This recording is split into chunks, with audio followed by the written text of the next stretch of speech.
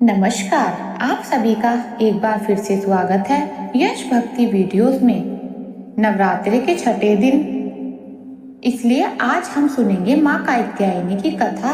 इस दिन माँ दुर्गा के कात्यायनी स्वरूप की पूजा की जाती है। कहा जाता है माँ कात्यायनी की पूजा करने से व्यक्ति को अपनी सभी इंद्रियों को वश में करने की शक्ति प्राप्त होती है। धर्मशास्त्रों के अनुसार माँ कात्यायनी ने ऋषि कात्यायन के घर पुत्री के रूप में जन्म लिया था। इसी कारण माता का नाम कात्यायनी पड़ा। देवी माँ की इस स्वरूप की ने महिषासुर नाम के दानव का वध किया था, इसलिए माँ कात्यायनी को महिषासुर मर्दनी के नाम से भी जाना जाता है। पौराणिक कथा के अनुसार कात्यायनी ऋषि ने माँ भगवती को पुत्री के रूप में अपनों के लिए कठोर तपस्या की।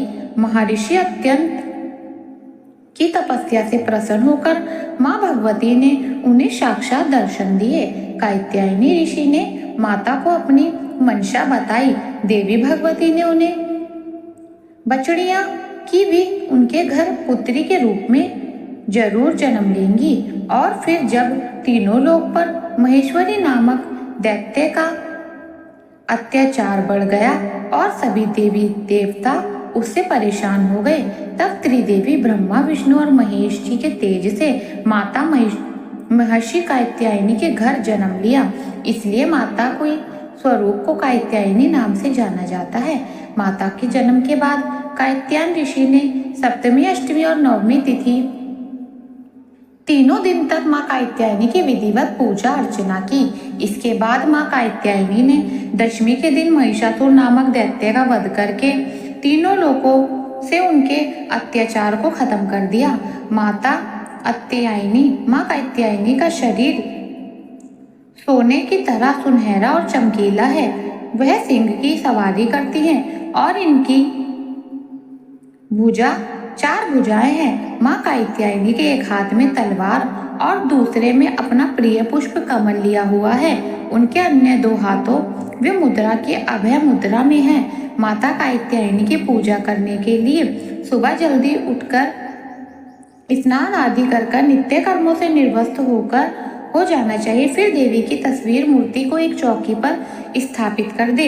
एक हाथ में पुष्प और माँ के मंत्रों का जाप करें। इसके बाद फूल को माँ के चरणों में चढ़ा दें। देवी को लाल वस्त्र, 3 हल्दी की गांठ, पीले फूल, फल आदि अर्पित करें। माँ कात्यायनी को शहद का भोग लगाना बहुत अच्छा होता है। माँ कात्यायनी प्रसन्न हो जाती है।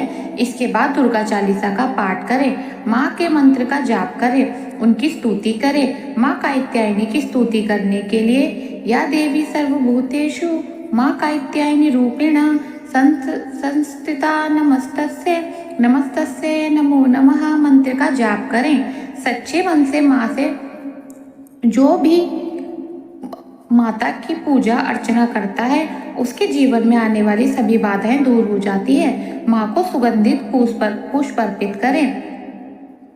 शीघ्र पुष्प अर्पित करने से शीघ्र विवाह के योग बनते हैं और साथ ही प्रेम संबंधित बाधाएं भी दूर हो जाती हैं। तो यह थी माँ कात्यायनी की कथा।